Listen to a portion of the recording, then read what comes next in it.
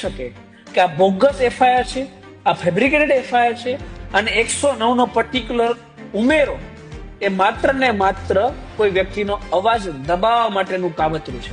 Police જ્યાં જનતાને એવું કઈ રીતે કહી શકે કે તારી ઓકાત શું છે? એની ઓકાત એટલી છે કે એના ટેક્સના પૈસામાંથી તમારો પગાર આવે છે. પછી એસપી હોય, ડીએસપી હોય, પીઆઈ હોય, પીએસઆઈ હોય કે કોન્સ્ટેબલ હોય, કોઈ પણ હોય. પ્રોડક્શન થાય ત્યારે વકીલો માટે 365 દિવસ કોર્ટ ખુલ્લી હોય.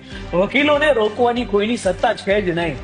કે પછી કમિશનર ખુદ પણ ગેટ કેમ ના ઉભી રહી જાય? ભવિષ્યમાં આપણે એવાય દિવસો જોશું, પત્રકાર તરીકે અને વકીલ તરીકે હું પણ જોઈશ કે કોઈ વિધાનસભામાં કાલે ઉઠીને વિરોધ કરતો હોય તો પોલીસ ત્યાંથી બોચી પકડીને લઈ જશે. ત્યારે સત્તા પક્ષના તાલુકા પ્રમુખ હોય, પેજ પ્રમુખ હોય, બોર્ડ પ્રમુખ હોય તો પણ ઉપરથી પૂછવામાં આવે કે આ એફઆઈઆર છે દાખલ કરવી કે નહીં. અને એમાંય એ વ્યક્તિ જો પાર્ટીમાં નડતર રૂપ હોય ને તો પૂર્વિનભાઈ એફઆઈઆર દાખલ થાય. પોલીસ ડિપાર્ટમેન્ટમાં હું આપના માધ્યમથી 100% કહીશ